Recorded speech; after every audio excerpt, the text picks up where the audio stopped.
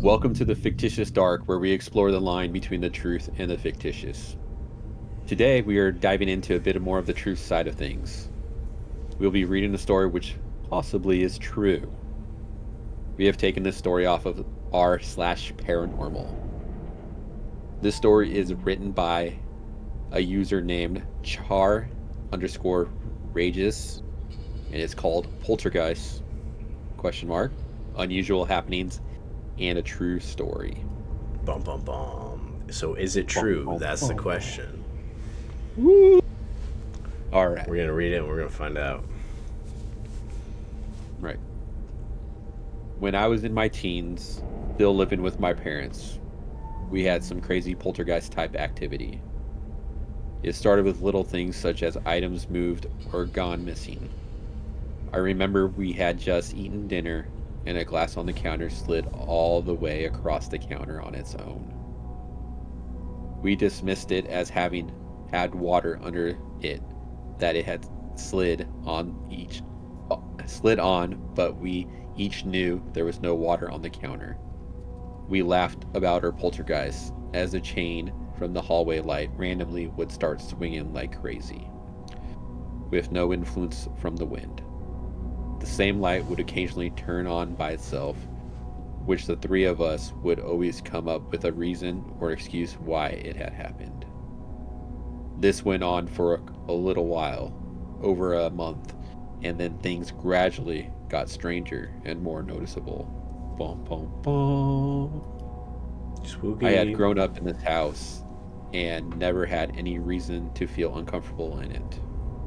During this time, though, I would get a feeling of being watched. There was a sense of discomfort, insecurity, even fear that started to become the norm. I had a second floor window and no access to it from the outside. There was no tree nearby. There was only a little narrow walkway between houses that was outside and was a floor down to. No one could get to that window without a ladder. My bed was next to the window, and one night, I swear to God this is the truth, the sound of nails or claws scratching against that glass, randomly tapping on it started happening. That was 10 to 15 minutes of just terror for me.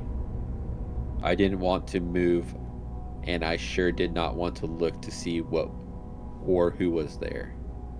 I just got a feeling that seeing whoever or whatever scratching the window would end up very bad for me. A gut feeling, if you will, to avoid whatever or whoever that was at any cost. It was terrifying to me.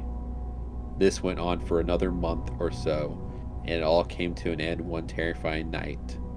I had been out for the evening and came home around 11 p.m. Bum, bum, bum. Bum, bum, bum. All right, so these next little parts I'll read, but any comments so far? I mean, so we got glasses sliding, glasses of water sliding, dangly We got the chains swaying, Yeah. and scratching. And tapping on the window, Okay. and the feel of being watched, Okay. which became normal. So we have a few of the norms of what starts out as a poltergeist. Mm-hmm. Yeah. Whereas it slowly started out as something small, and it's starting to pick up slowly Mm-hmm. Yeah. in its So activity. yeah. So far, nothing necessarily malevolent, but definitely creepy. Yeah. So we'll have to see if it gets more creepy. Yeah, and I feel like the family started giving it power when they started joking That's about. true. Yeah, that's a Yeah. good point. Yeah, because They it's started like to believe in the idea. because it's one thing just like some things happening and then acknowledging it and then joking about it. Like it's the escalation. So as you escalate your reaction, the response to your reaction will also escalate. So that is a good point. That's a classic poltergeist stuff so far. So All right, let's read it a little bit more. This isn't a terribly long story, so we'll see how crazy this gets. All right. Both parents were in their separate bedrooms. This was after so I had been out for an evening, came home around 11 p.m. Okay, so this is 11 p.m. Both parents were in their separate bedrooms. My mom was in her room down the hall from, wait, their parents are in separate bedrooms. Must have been the 1940s. Okay. Something's not going too great. Both parents were in their separate bedrooms. My mom was in her room down the hall from my own upstairs, and she was reading. Our little dog Georgie was laying on the bed with my mom. Per usual, my father was sound asleep in his room on the main floor. I stopped in my mom's room to say goodnight, and then I went to get ready for bed. I was home about 10 minutes when furious, very loud pounding started on the front door. It was as if whomever was there on the other side of the door was desperate to get in. I could only be described as a desperate, violent, loud, demanding for entry into the house. You could feel the vibrations from the door being hit, even upstairs. Our little dog, Georgie, was, as per her usual, laying in my mother's bed, curled up for the night. The furious pounding on the front door at this late hour was so unexpected and unusual, and I confess, I was afraid to go and answer the door. It didn't escape me that our dog was not getting up either, and she was not barking at all at the late night intrusion. Okay, so pretty creepy. We got an escalation. That is an escalation for sure. All right.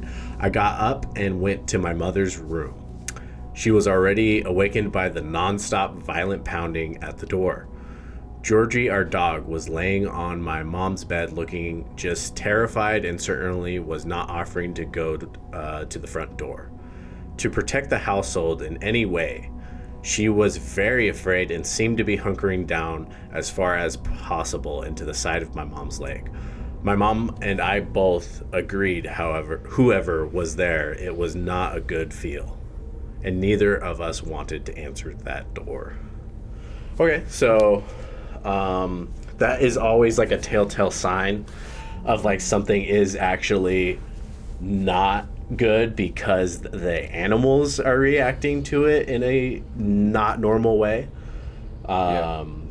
Classic like dogs not barking and hiding, like that just means that they are actually genuinely afraid. They are not concerned about territory, which is like dogs normally are. And so because it's like you see videos all the time of little dogs running up to like a way bigger animal and getting like kicked or something, and then they run away. They're just that barking, go nip at your ankles, like. So the fact that the dog is cowering is definitely a not great sign. No, definitely not. Mm-hmm. I know from my experience, I have a tiny little pug, and anybody comes through the door or knocks on the door, she's immediately up, barking at the door, protecting the ground, the house, the territory. And as soon as that person walks in, if she doesn't know them, she continually barks until that person makes the attempt to pet her, and then she'll back away and go lay down in her bed.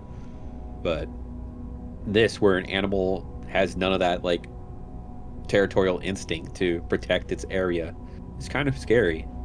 Oh yeah. And it kind of like, I don't know how I would feel if my dog didn't do that, or if I was in a situation like this. It would be something where I'd probably be out the back door and gone. Yeah, because one thing is just like I've never heard of an animal, a dog that is typically barking at anything and everything, be that afraid of just a person, even if that person is like a real bad guy. Like dogs don't usually differentiate like that to that level.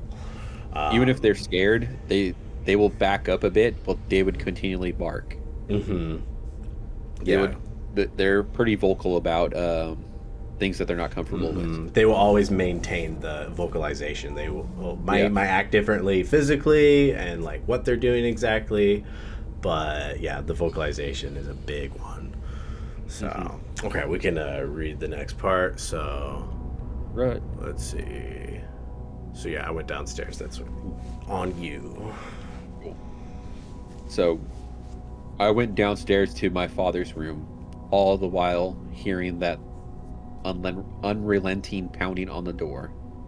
The front door was just on the other side of the wall from his bedroom, and yet he hadn't heard any of the furious pounding, nor did it wake him up. I couldn't believe that because that pounding was so violent and loud, even the dog was afraid.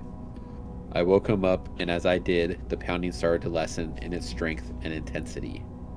It sounded like that person pounding the door was becoming exhausted, and the pounding became very labored knocks. I got my dad up and made him listen for himself that someone was at our front door at this late hour, and told him that we, my mother, myself, and the dog, had unanimously elected him to answer it. Tough being dad. Yeah. At this point, if I was a dad, I wouldn't know what was going on. I would answer the door. Yeah. Because, that is the instinct to do if you're a dad, or I guess the man of the house, But from the female's perspective, I don't know if I'd want him to answer the door at this point, No, yeah, especially it being so late. Afraid. It's like, if anything, just grab the shotgun, Don't even open the door. Like, I would just want him to at least offer some extra protection just in case that door swang open, Yeah, because it's like, if this isn't even like a spooky ghost thing, it's probably a crackhead. You can't trust crackheads. So steer clear. And I don't think they've ever posted if they're living in the city or living in, out in the country or anything like that. It just seems like they live in a 2-story house. Yeah, exactly. Or so. If it was out in the country, then it'd be even worse, honestly. Yeah. Somebody like that. It'd almost be like the Strangers type stuff. Yeah. But... spooky. Okay. All right. We'll finish up this last little bit. They elected him to answer it, so he heard it now and wasn't very happy that some fool was pounding on his door at the hour. That person better be hurt or in trouble, he begrudgingly mumbled. Yep. The dad was meaning business at this point. Yeah. Okay. So he got up and we started cautiously walking to the front door. The pounding started to become very slow and weak knocks. It felt like forever to get to that door, and I was absolutely terrified. Yeah, so that is actually kind of interesting, and this is sounding like an experience I actually had when I was a kid that we can maybe get into, but your reaction to it, and it stops or starts to slow down, that's like classic kind of like ghosty type stuff. Yeah, and it's almost like now that the dad's awake, they feel a little more comfortable and protected, so the power of the poltergeist is starting to wane a bit. The fear is dying down a little bit, so the activity is too. Yeah, good point. Okay, slow and weak knocks. It felt like forever to get to that door, and I was absolutely terrified. Standing behind my 6'2" father to feel some sense of safety, but to have his back too, if need be. My father reached for the door and yanked it open quickly, just as we heard one last weak and exhausted knock. There was no one there. He and I looked around and went outside and down the front steps and then to the sides of the house into the backyard and found no one. Yeah, that's once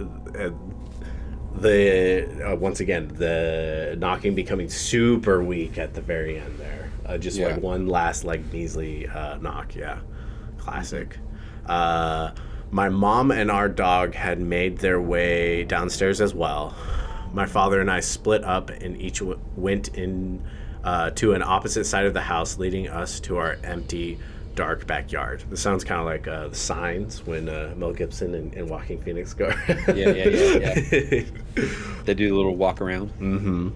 We came back to the front and looked for any cars we didn't recognize. Both walked a short distance down the front sidewalk to look in between neighboring houses, and we found no one. So yeah, they are in the suburbs. There's a sidewalk right outside, and they got plenty of neighbors. So could be a prank, could be a little miscreant teenager, but doubt it, honestly. If everything they're saying is true, there was escalation, and then when they woke up the father, everything, they felt a sense of like calm and a sense of protection, and so it's like almost the spirit and the entity just got weaker and weaker and weaker until the father got to the door, and then it dissipated or does whatever Poltergeist does when it loses its power.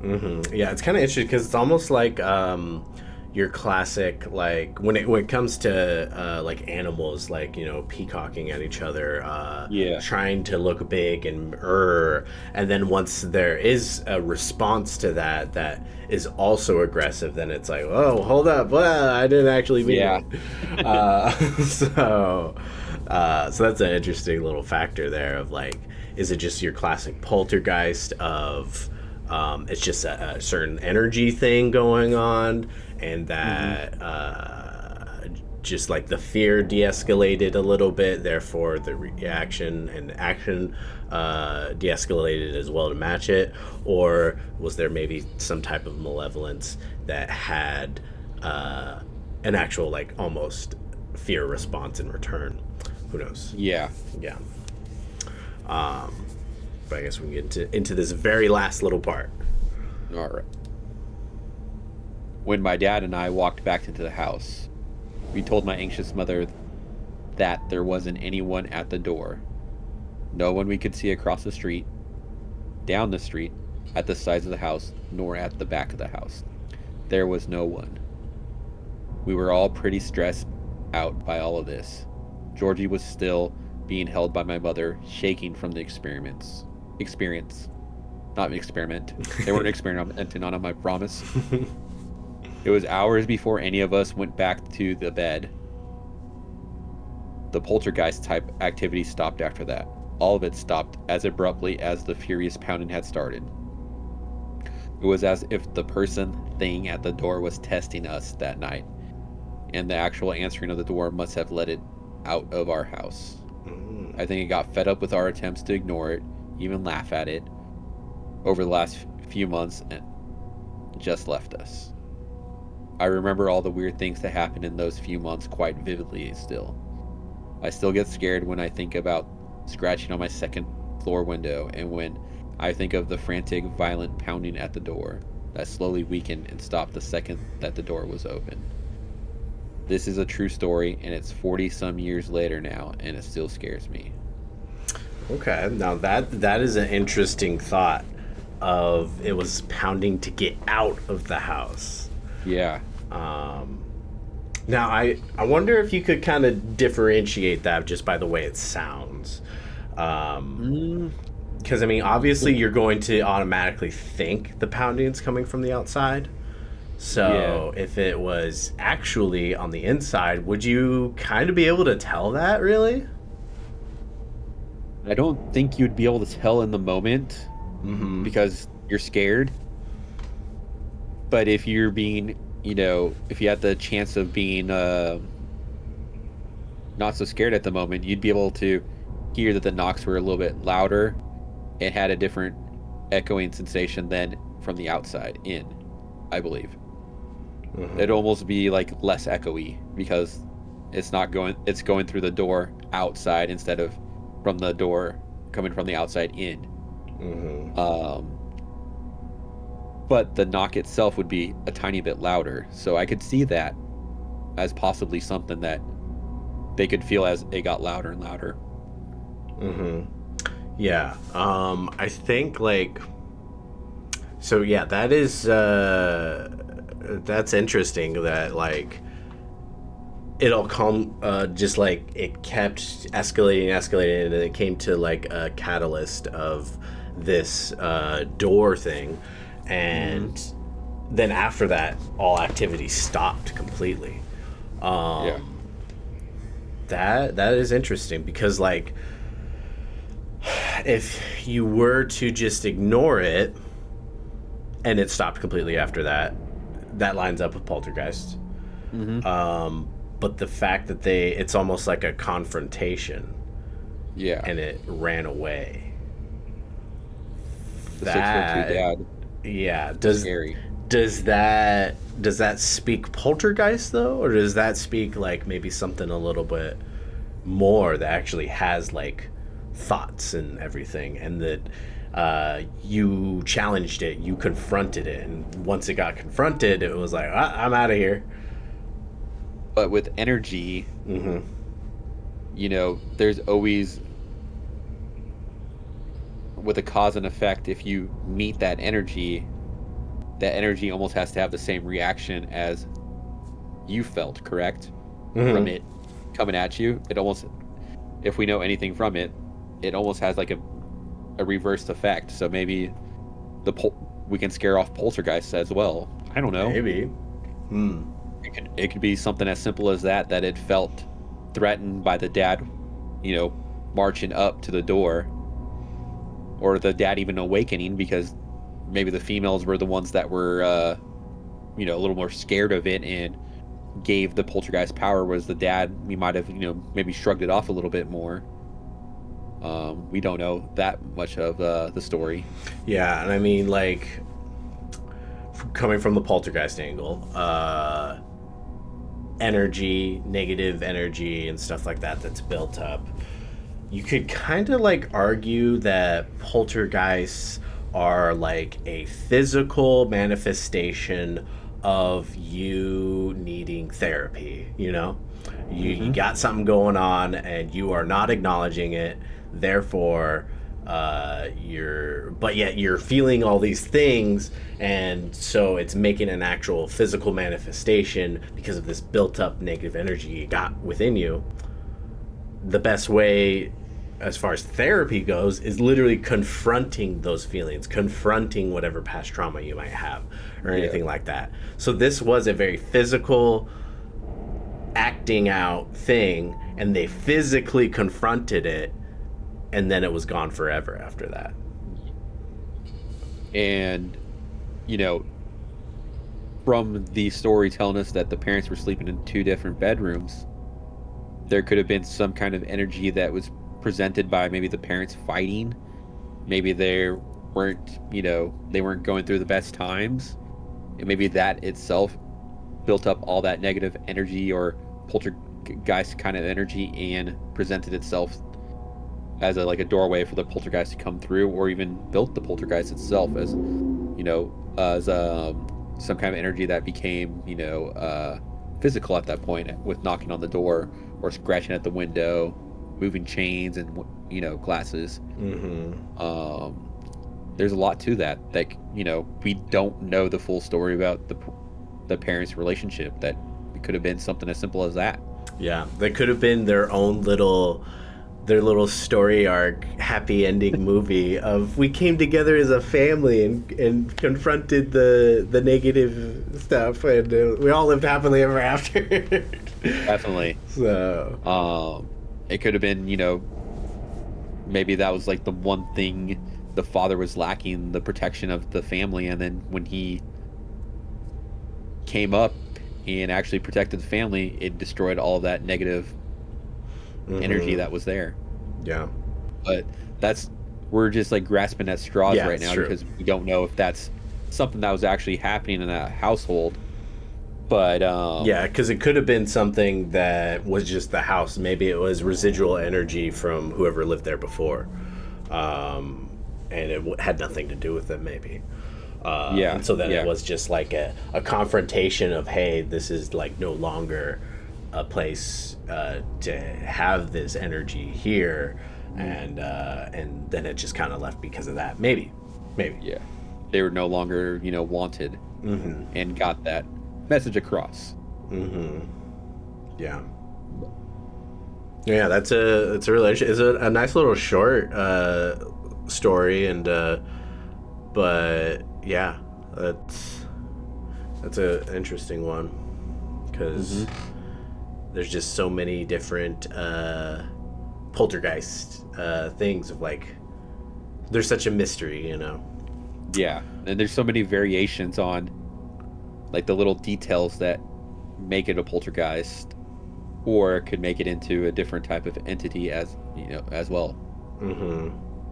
Yeah, and like Um, who knows if it was like with like what you said of like how was this poltergeist created? Was it maybe it was all the father? Maybe the fact that the father acknowledged it and was able to cast it out in a way.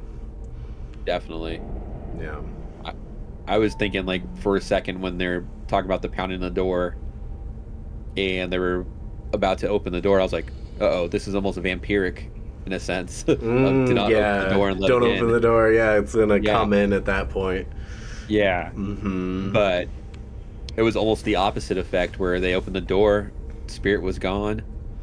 There was no more poltergeist experience going on.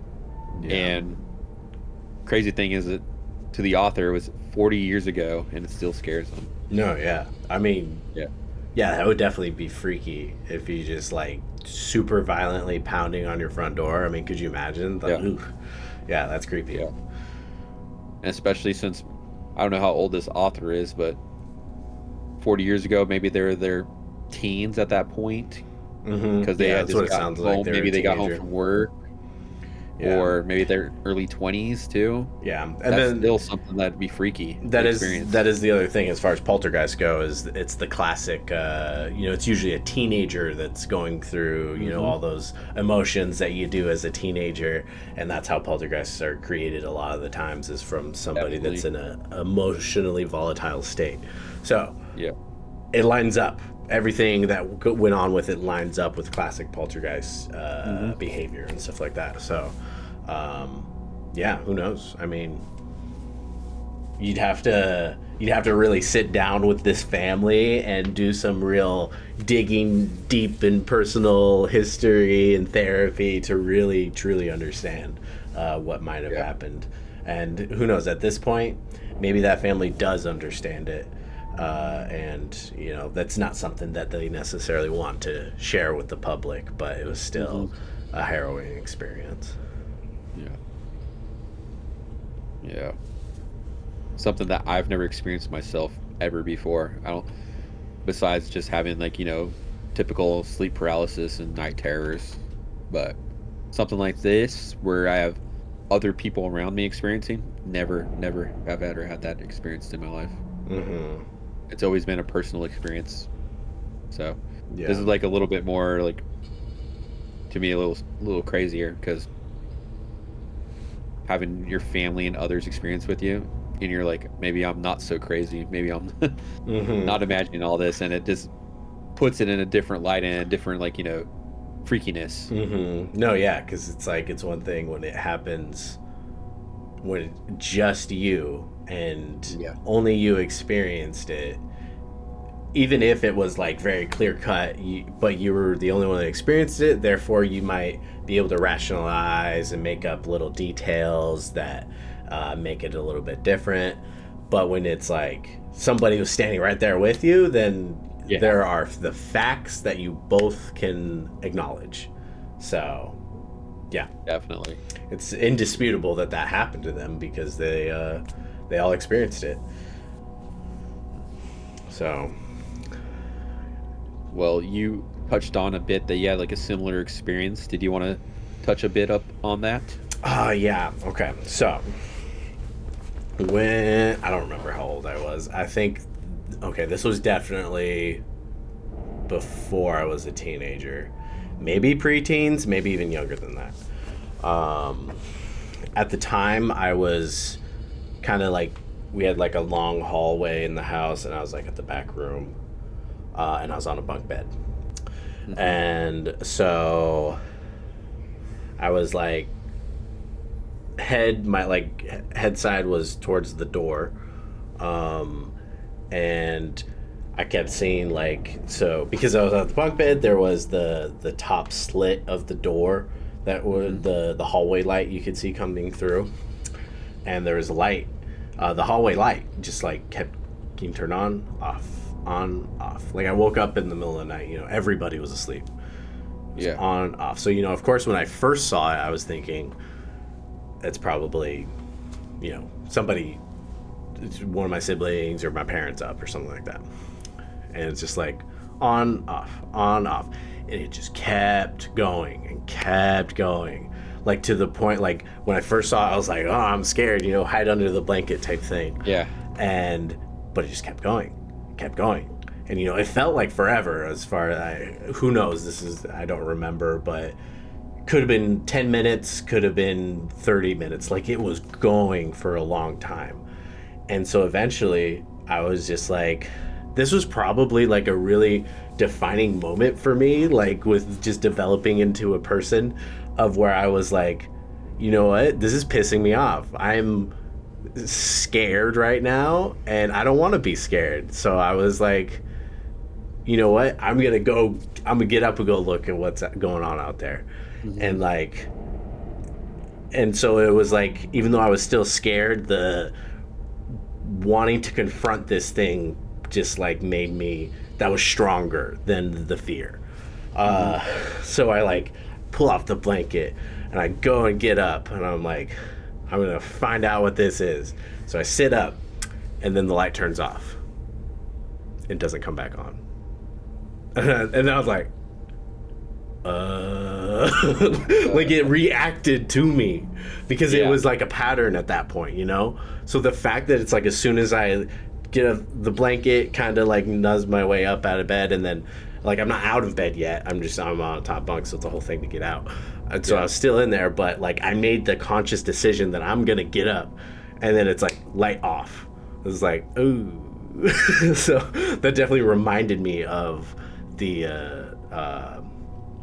once they decided to confront this, and the dad was walking towards it, it got lighter with the knocking and everything. Yeah. But so then I was okay, and so I'm even more scared at this point because there was it feels there was an actual thought behind it. It felt personal.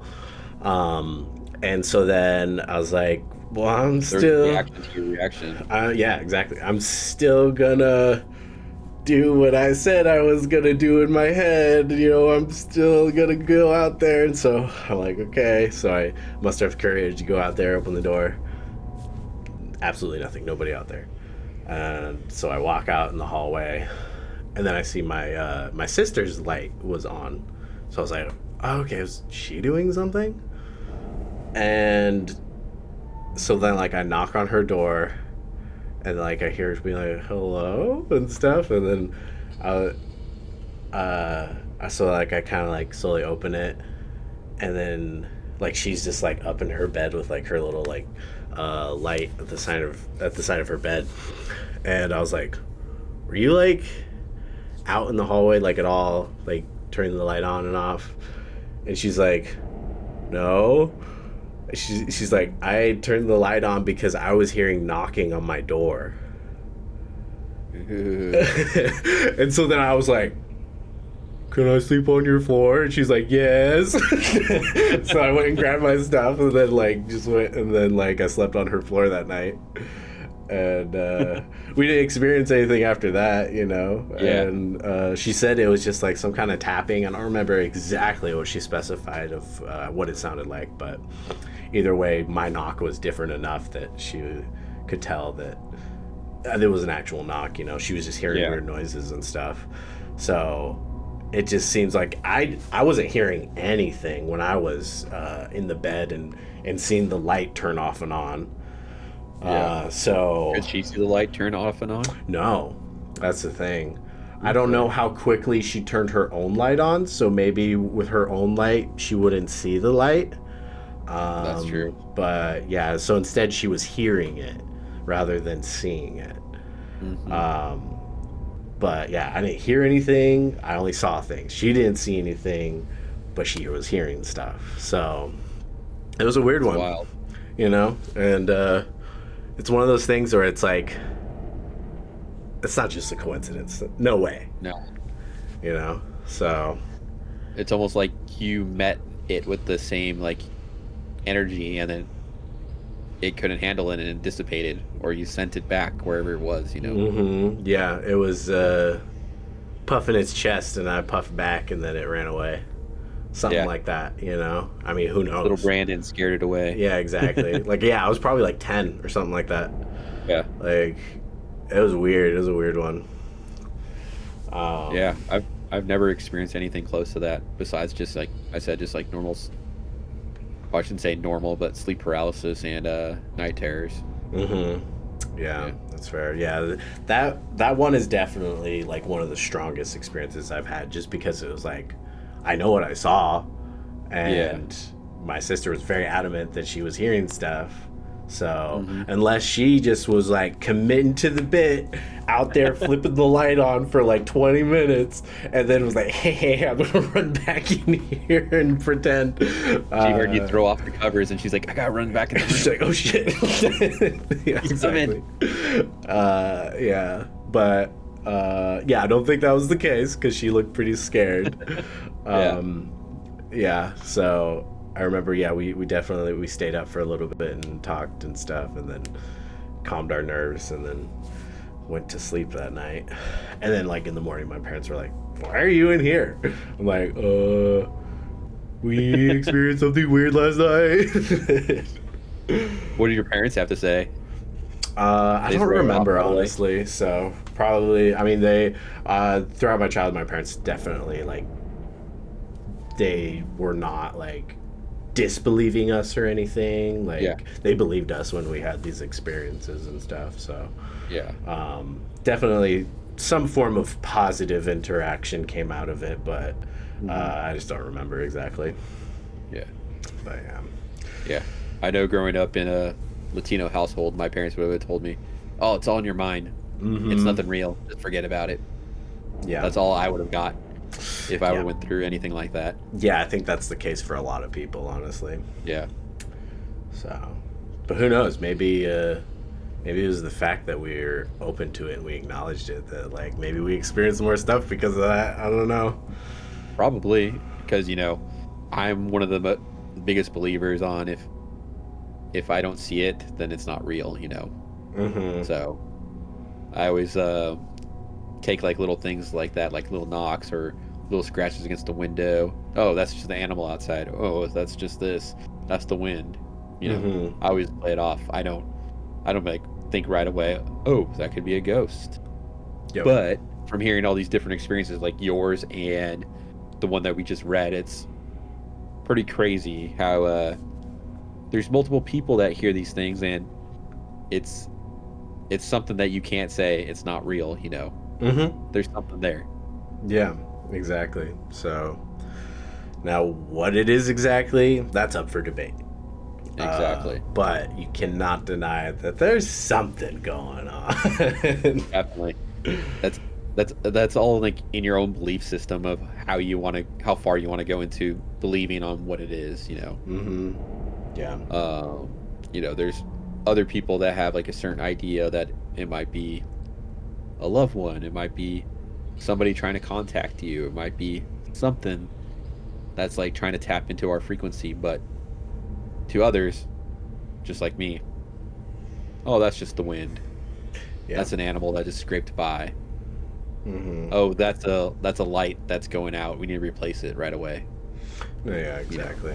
And like to an extent, you gotta have a little bit of that mindset, because otherwise you're just gonna be thinking anything and everything is spooky, ghost, oh my god. So you don't want to get into that just fearful mindset. Definitely. Or better yet, you might give that poltergeist a little power if you believe a little bit into it, like this story where they started laughing at it and saying, oh, it's our little poltergeist. That's giving it power. That's giving it that ability to, you know, knock on the door. Yeah, exactly. It's like a fun thing. It's like they get a little excited to tell their family member of, guess what I just experienced, and Yeah. that just gives Yeah. more energy to it. Yeah. Yeah. Well, is there any last things that you want to talk about the story, your story, other stories? I don't think so. I mean, yeah, it's pretty short and simple, and Mhm. this story seems to sound pretty legit. So, I believe it. It could, who knows who this person is? It could be a lie, could not be, but it sounds pretty legit to me. So, Yeah. I think they hit everything that a classic, legit poltergeist story has in it. mm-hmm. But with that end, if you guys have any other stories that you have experienced or others that you would like us to read during our time together here, don't be afraid to link them or send them to our email, thefictitiousdark@gmail.com.